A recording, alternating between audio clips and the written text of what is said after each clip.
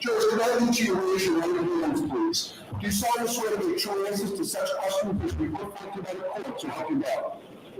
Thank you. Have a seat. May I call the case, Your Honor? Please. Your Honor, this is 2282 CR 117, the Commonwealth versus Karen Reed. Can I have counsel identify themselves for the record, starting with the Commonwealth? Good morning, Your Honor. Laura McLaughlin for the Commonwealth. Good morning, Ms. McLaughlin. Adam Lally for the Commonwealth. Good morning. Good morning, Mr. Lally. Good morning, Your Honor. Hank Brennan for the Commonwealth. Good morning, Mr. Brennan.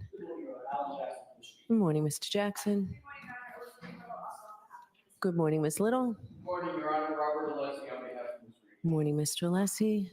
Good morning, Your Honor. David Kennedy for Karen Reed. Good morning, Mr. Yannetti. Good morning, Your Honor. Victoria George for Karen Reed. Good morning, Ms. George. Good morning, Ms. Reed. Good morning, jurors. My name's Beverly Canoni. I'm a judge of this court, and we want to give you some idea on how we think your day is going to shape up. First and foremost, we want to thank you for being here today.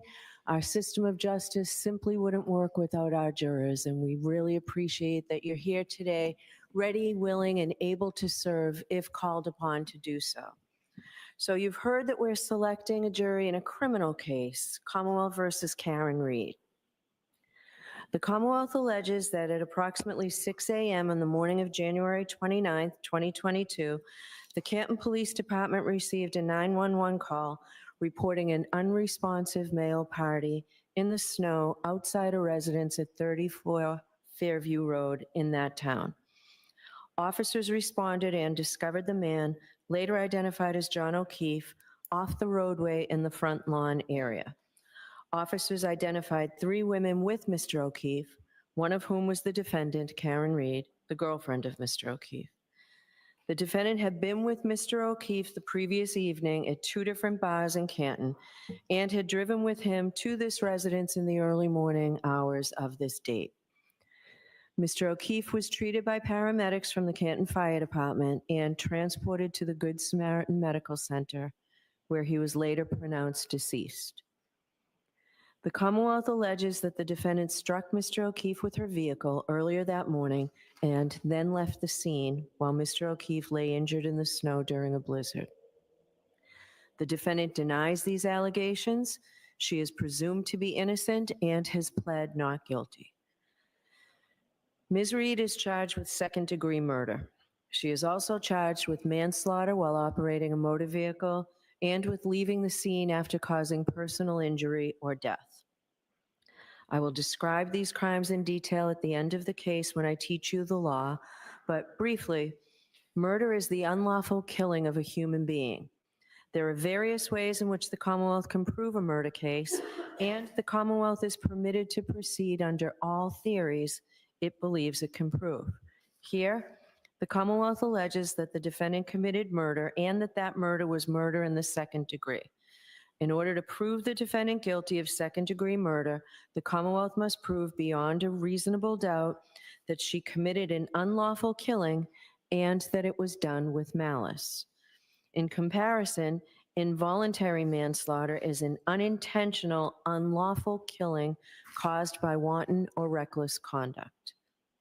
These terms and the elements of the crimes will be explained to you in detail at the end of the case before you begin your deliberations.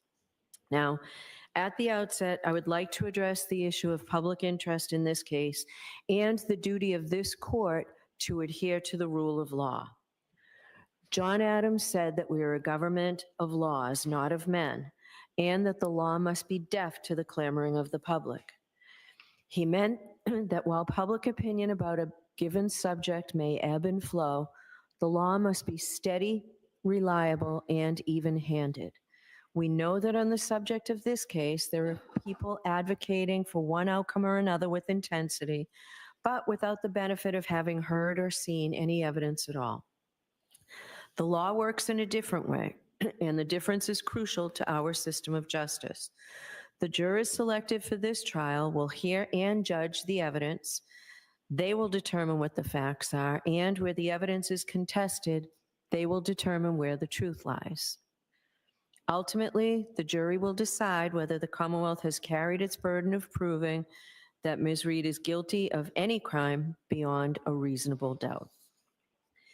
People outside of this building have rights, and we know that they have voices, but this criminal trial will be decided by an independent jury, free from outside interference, based only upon the evidence presented in this courtroom and the law.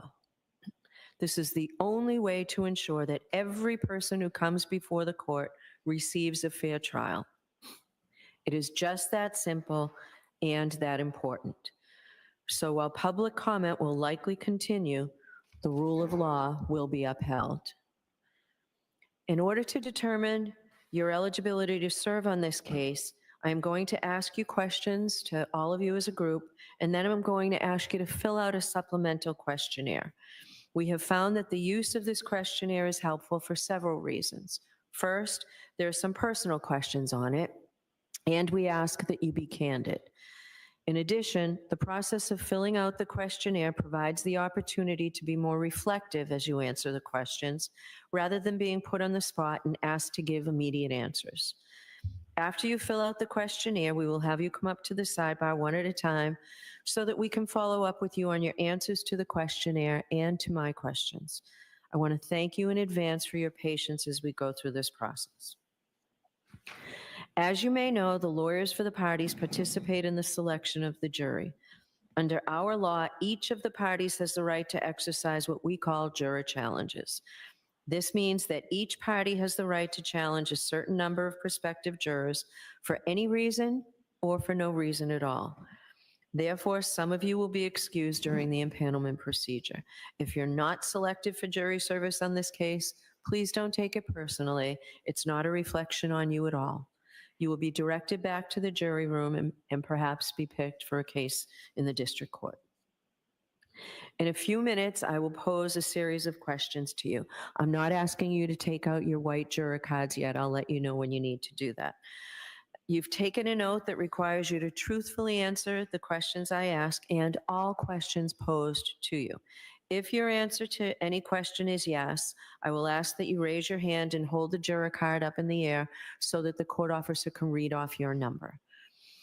The fact that you answer yes to one of my questions does not mean that you're automatically disqualified from jury service. It simply means that there are matters that the lawyers and I need to discuss with you at sidebar. If you find a question posed to the group overly intrusive, you may elect to answer that question at sidebar too. I will have additional questions for you which relate to issues that may be raised in the trial and are designed to give us information regarding your ability to serve as a fair and impartial juror, and the lawyers are permitted to ask you questions for the same reason. This is not a test. There is no right or wrong answer. We're simply looking for your most honest answer and your best answer. I'm now going to ask the lawyers to introduce themselves to you, and I'm going to ask counsel for the defense to introduce their client. May I? Please. Thank you. Good morning, ladies and gentlemen. My name is Hank Brennan. I represent the Commonwealth of Massachusetts. Along with me, I have two colleagues who would like to introduce themselves as well. Good morning, my name is Laura McLaughlin. I'm Assistant District Attorney in Norfolk County. I thank you for appearing today and appreciate you being here. Good morning, my name is Adam Riley, Assistant District Attorney with the Norfolk County District Attorney's Office. I want to thank you for your time and attention today and Thank you. Good morning, ladies and gentlemen. My name is Alan Jackson. I have the honor and privilege of representing Ms. Karen Reed, who's standing to my right. Good morning, ladies and gentlemen. My name is Elizabeth Little, and I also have the honor of representing. Good morning. My name is Robert Alessi. I have the pleasure of representing Ms. Reed, and I thank all of you for your time in being here today. Good morning, ladies and gentlemen. My name is David Unetti. I'm an attorney with offices in Boston and right here in Dedham, and it is truly my privilege to represent Karen Reed. Good morning, everyone. My name is Victoria Jordan, and I also have the privilege of representing Ms. Reed. Good morning, I'm Karen Reed. Thank you for being here. All right, thank you all. Folks, I'm going to read a very long witness list to you. I'd ask, though, that you pay close attention to it because in a little while, I'm going to ask you whether you know any of the folks or have had any prior dealings with the people whose names I read. The list is alphabetical, and it is alphabetical by first name. Aidan Kearney, who is from Jefferson, Mass. Dr. Isaac Wolf from South Miami, Florida. Alfredo Lopalato from Canton. Allison McCabe, Canton. Andre Porto, who is with the Massachusetts State Police Crime Lab. Andrew Klain from Bridgewater. Andrew Rentschler, who is a PhD from Pittsburgh, Pennsylvania. Angela Malvone from Canton. Annie Chung from Canton. Anthony Flamati, who is with the Canton Fire Department. Ashley Bell, Canton. Ashley Valere from the Mass State Police Crime Lab. Brian Albert from Norwood, Brian Albert Jr., Boston, Brian Higgins from Sandwich, Brian Loughran from Canton, Brian Wanless, who is retired from the Canton Police Department, Bridget Meehan, who is the keeper of records in Canton, Caitlin Albert, Easton, Lieutenant Charles Ray of the Canton Police Department, Chief of Police Helena Rafferty, also from the Canton Police Department, Chris Van E., who is a PhD from Novi, Michigan, Christina Hanley from the Mass State Police, Christopher Albert, Canton, Christopher Curran, Canton, Colleen Crawford with the Norfolk County District Attorney's Office, Colin Albert, Canton, Courtney Proctor, Canton, Kurt Roberts, Canton, Daniel Whitley, who is with the Canton Fire Department, Daniel Wolf, who is a PhD from Penns Park, Pennsylvania, Derek Ellington from Wake Forest, North Carolina, Dr. Marie Russell, who's from Los Angeles, Dr. Elizabeth Lopesada, who's from Providence, Rhode Island, Elizabeth Proctor, Canton, Eric Hanlon, Canton, Erin Beatty, Canton, Erin O'Keefe from West Bridgewater, Francis Walsh, Canton Fire Department, Garrett Wing, who is from Green Cove Springs, Florida, Gary Fowler, Brockton, Gregory Woodbury from the Canton Fire Department, Gretchen Voss from Boston, Hannah Knowles from the State Police Crime Lab, Heather Maxon from Walpole, Erabito Hernandez from the Boston Police Department, Holly Price from Mountain View, California, Ian Whiffen from Vienna, Virginia, Dr. Irene Scorti-Bello, who is from the Office of the Chief Medical Examiner's Office in Massachusetts, James Crosby, who's a PhD from Jacksonville, Florida, Janet Reed, Dighton, Jason Becker from the Canton Fire Department, Jean DeMoulis, Canton, Jennifer McCabe, Canton, Jessica Hyde from Bridgeport, New York, John O'Keefe, Sr., who is from Braintree, Judson Welcher, who's a PhD with a company called Aperture LLC, Julie Albert, Canton, Julie Nagel, Canton, Dr. Justin Rice from South Weymouth. There are two juveniles in this case who live in Canton. Their initials for the first juvenile is KF, and the initials of the second juvenile is PF.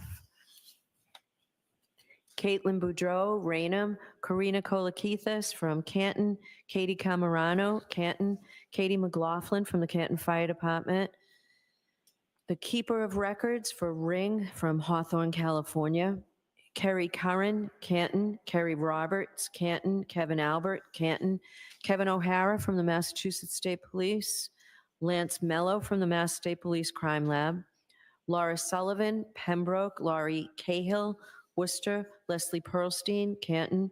Lieutenant Michael Lang from the Canton Police Department. Louis Jutras, Canton.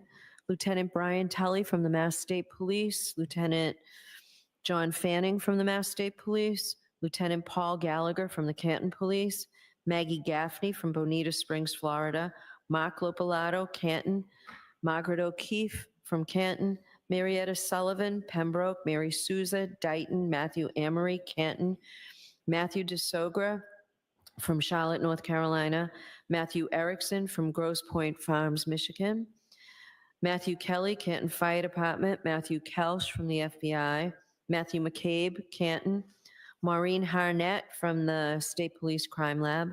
Megan Mariani from New York, New York. Michael Camerano, Canton. Michael Easter, Los Angeles. Michael Trotta, the Canton Public Works Department. Michael Wagner, Foxborough. Mike Maroli, Bridgewater. Mike Rushworth from Thompson Station, Tennessee. Natalie Wyweek Berschneider from San Marino, California. Nathan Reed, Raynham. Nicholas Bradford from Lorton, Virginia. Nicholas Curran from West Roxbury. Nicholas Kolakithis, Canton. Nicole Albert, Norwood. Norfolk County District Attorney Michael Morrissey. Officer Kelly Deaver from the Boston Police Department. Officer Nicholas Barrows from the Dighton Police Department. Patrick Haggerty, Somerset, Mass. Paul Makowski, Melrose. Paul O'Keefe, Canton. Rebecca Bison, Canton. Rebecca Trayers from Norfolk, Mass. Dr. Renee Stonebridge, who is also with the Office of the Chief Medical Examiner, and she works in Boston. Richard Green from St. Pete Beach, Florida. Richard Donatino from Canton. Robert Gilman, Hull. Ryan Nagel, Canton. Sarah Levinson, Canton. Sergeant Brian Gallerini from the Needham Police Department. Sergeant Sean Good from the Canton Police Department. Sergeant Paul DGM Petro from Canton Police Department. Sergeant Yuri Buchanan from the Mass State Police. Shannon Burgess from South Lake, Texas. Cheryl Waugh, Canton. Sophie Herzan from the Mass State Police Crime Lab. Stephanie Devlin, also from the Crime Lab. Stephen Mullaney, Canton Police Department. Steve Nelson, the Norfolk County DA's office. Stephen Bernstein, who is a keeper of the records in Stoughton. Stephen Ridge from the Boston Police Department. Stephen Seraph, Canton Police. Stephen Scanlon from West Roxbury. Terry Kuhn from Davis, California. Tess Chart from Lorton, Virginia. Thomas Beatty, Canton. Thomas Kelleher, Canton. Thomas Martin, Weymouth. Timothy Nuttall, who is with the Canton Fire Department. Tristan Morris, Easton. The following people are with the Massachusetts State Police: Trooper Connor Keefe, Trooper David DeChico, Trooper Evan Brent, Trooper Jeffrey Koskowski, Trooper Joseph Paul, Trooper Kathleen Prince, Trooper Michael Proctor, Trooper Nicholas Garino, Trooper Zachary Clark. Wendell Robery from Canton, and William Reed from North Dykeman. So those are a lot of names, a lot of witnesses. Again, not everyone will be called as a witness, but you will likely at least hear something about these folks or hear their names mentioned. So it's clear this is going to be a long trial. We're in the process of impaneling a jury. We don't know how much longer that's going to take. The lawyers tell me that once we actually start with the evidence, the case should take probably 6 to 8 weeks. That is a good faith estimate. We do our best to keep everything on track. At the end of every day, I will tell the jurors where we are, if we are on track, ahead of schedule, or behind schedule. And I don't remember ever having to say we were behind schedule. We do appreciate how important your time is to you, so we don't want to waste anybody's time. The schedule that we will have, every day will start at 9 o'clock. We'll take a break somewhere around 11 o'clock or so for about 15, 20 minutes. We'll break for lunch somewhere around 1 o'clock.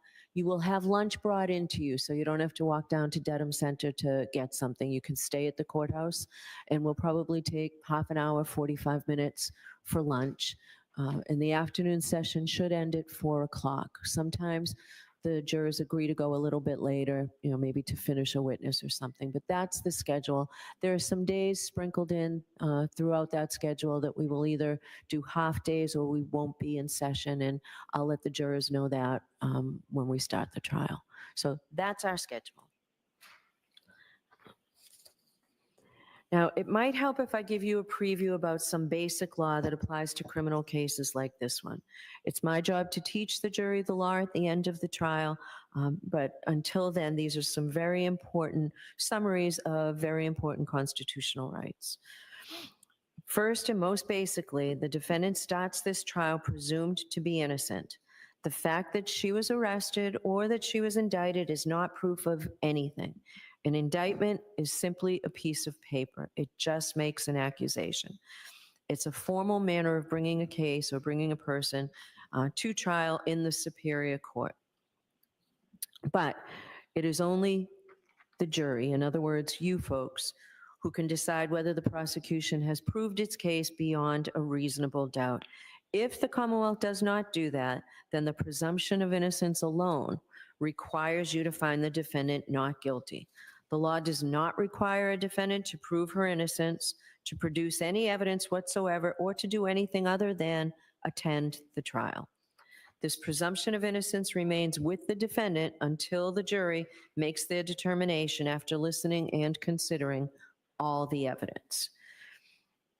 And that leads me to the defendant has an absolute right not to testify, since the entire burden of proof in this case is on the Commonwealth to prove that she is guilty. Under our system of law, a defendant has a perfect right to say to the government, you accuse me, now you prove it, and prove it beyond a reasonable doubt and to a moral certainty. I do not have to say a word. The question of whether a defendant is guilty or not guilty has nothing to do with whether a defendant testifies. The jury must not consider it in any way. You can't discuss it in your deliberations. The jurors in a criminal case must determine whether the Commonwealth has proved its case against the defendant beyond a reasonable doubt based solely on the evidence and the exhibits. That brings me to proof beyond a reasonable doubt. What is proof beyond a reasonable doubt? The term is often used and probably pretty well understood, but it is not easily defined. Proof beyond a reasonable doubt does not mean proof beyond all possible doubt. For everything in the lives of human beings is open to some possible or imaginary doubt. A charge is proved beyond a reasonable doubt if, after you have compared and considered all the evidence, you have in your minds an abiding conviction to a moral certainty that the charge is true. When we refer to moral certainty, we mean the highest degree of certainty possible in matters relating to human affairs based solely on the evidence that has been put before a jury in a case. I have told you that every person is presumed to be innocent unless and until he or she is proved guilty, and that the burden of proof is on the Commonwealth. If you evaluate all the evidence and you still have a reasonable doubt remaining, the defendant is entitled to the benefit of that doubt and must be acquitted. It is not enough for the Commonwealth to establish a probability, even a strong probability, that the defendant is more likely to be guilty than not guilty. That is not enough. Instead, the evidence must convince you of the defendant's guilt to a reasonable and moral certainty, a certainty that convinces your understanding and satisfies your reason and judgment as jurors who are sworn to act conscientiously on the evidence. This is what we mean by proof beyond a reasonable doubt. Our system of justice depends on judges like me and jurors like you being able and willing to make careful and fair decisions. All people deserve fair and equal treatment in our system of justice, regardless of their race, national origin, religion, age, ability, gender, sexual orientation, education, income level, or any other personal characteristic. You have agreed to be fair, and I am sure that you want to be fair, but that is not always easy. One difficulty comes from our own built-in expectations and assumptions. They exist even if we're not aware of them, and even if we believe we do not have them. Some of you may have heard this called implicit bias, and that is what I'm talking about. Of course, we judges have the same problem as everyone else, so let me share a few strategies that we have found useful. First, slow down. Do not rush to a decision. Hasty decisions are more likely to reflect stereotypes or hidden biases. Second, keep an open mind. Avoid drawing conclusions until the end of the case when you and your fellow jurors deliberate. Remember that when you deliberate, you will have all the evidence and all the time you need to make a careful decision. So there truly is no need to start making up your mind before then. Third, you should listen closely to all the witnesses. That is the best way to ensure that you decide this case based on the evidence and the law instead of upon unsupported assumptions. Fourth, as you listen to testimony about the people involved in this case, consider them as individuals rather than as members of a particular group. Finally, I might ask myself, would I view the evidence differently if the people were from different groups, such as different racial, ethnic, or gender identity groups? At the end of the case, I will remind you of these strategies and ask you to focus on the evidence instead of any unsupported assumptions you may have. All we ask is that you, individually and as a group, do your best to resolve this case based upon the evidence and the law, without sympathy, bias, or prejudice, to the best of your ability as human beings. Now, I know that some of this may be confusing, perhaps all of it's confusing at this early stage. You'll certainly be in a better position to understand this at the end of the case when you've heard all the evidence and I've given you instructions on the law in detail. So don't be worried if you didn't catch everything I said. Why am I telling you these things now? Because we need to know if you are able to follow the law in this case. You don't necessarily have to agree with the law, but all jurors will have to apply the law as I describe it to you. So for jury selection, it's important to know if any of you might have some doubts whether you can accept and follow those legal principles that I've just talked to you about. So I'm now going to ask you several questions. If your answer is yes to any of the questions, please raise your hand. So take a minute, please, and take out your cards.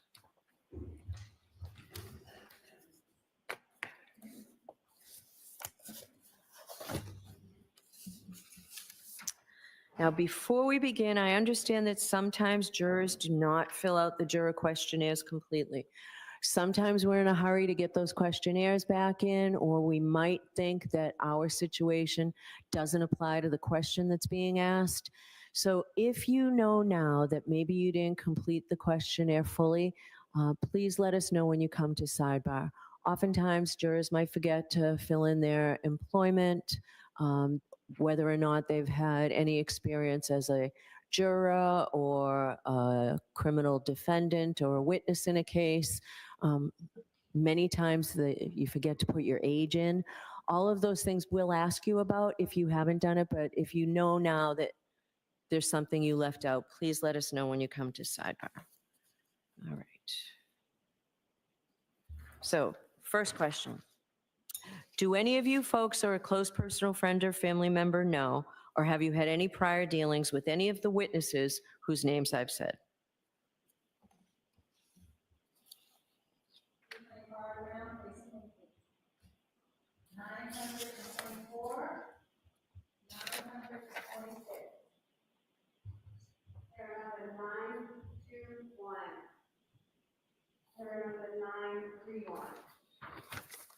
Okay, thank you. Do any of you folks or a close personal friend or family member know, or have you had any prior dealings with the lawyers in this case or with the Norfolk County District Attorney's Office? Juror number 921, juror number 931. Thank you. Do any of you folks or a close personal friend or family member have any financial or other personal interest whatsoever in this case or its outcome? I see no affirmative responses. Has anyone seen, heard, or talked about this case? If so, please raise your hand.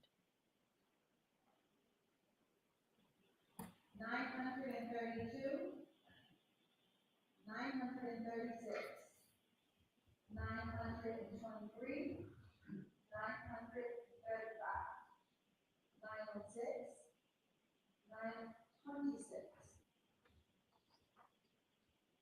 928, 913, 944, 934, 954, 950, 946, 955, 904, 915, 926, and 939. 922, 951, 957, 933, 917, 904, 921, 949, 920, 938, 925, 930, 931, 941, 929, 916, 908, and 903. All right, thank you. Have any of you folks expressed or formed any opinion with respect to this case? 936, 935, 928, 913, 944, 954, 924, 939, 915, 940, 955, 946, and 950. 951, 957, 933, 917, 921, 925, 929, 941, 931, 930, 916, and 908. All right, thank you. Are any of you folks aware of any bias or prejudice that you may have in regard to this case or in favor of or against either party? If so, please raise your hand. 928, 919, 913, 955, and 924. 951, 957, 933, 917, 929, 930, 916, and 908. Thank you. Do any of you folks have any difficulty hearing or any problem with understanding the English language, any physical or mental condition, or any religious or philosophical beliefs that would interfere with your ability to listen to the evidence, to hear the evidence, to understand the evidence, to concentrate during the trial, or to deliberate for the purpose of reaching a verdict? If so, please raise your hand. 953 and 923. 926.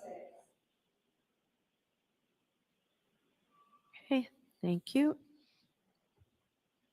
Do any of you folks have any difficulty following those very important constitutional rights that I explained to you earlier? First, that the burden of proof rests entirely with the Commonwealth. That burden of proof is proof beyond a reasonable doubt and to a moral certainty, and that the defendant has absolutely no burden to do anything other than attend the trial. Is there anyone that would have difficulty following those very important constitutional principles? I see no affirmative responses. I can tell you folks that after every trial, I talk to the jurors. And even though they may not have been happy to have jury duty when they came in the door, they tell me that it has been an interesting experience. And many jurors tell me that it is a rewarding experience. But I understand that for some of you folks, given the schedule of this case, serving on this jury may be an undue hardship. And what do I mean by that? So an undue or a substantial hardship, it's more than mere inconvenience, because every civic right that we have, or every civic duty, causes us to be inconvenienced. It's something much greater. It's something that means it's personal to you, so I excuse you, but then somebody else has to step in and take your place. I generally think of it in terms of you have surgery or airline tickets scheduled during the course of this trial, but I will listen to anyone who thinks that serving on this jury would be a substantial hardship. If that's you, please raise your hand.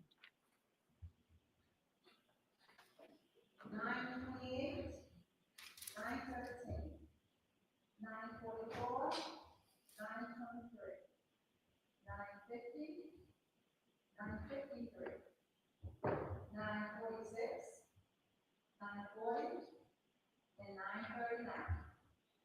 9:51, 9:33, 9:17, 9:49, 9:25, 9:19, 9:29, 9:41, 9:30, and 9:08.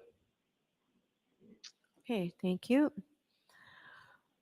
So I am going to leave the bench in a minute to give you a chance to fill out those supplemental questionnaires. I ask that you not talk to any about those questionnaires. Nothing about any questions or comments or concerns you might have about jury duty, either generally or in this case in particular. If you do have any questions about your jury duty, you can ask me when you come to sidebar. So thank you very much. All rise for the court, please.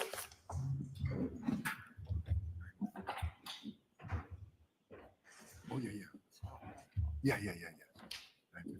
Okay, great. Thank you.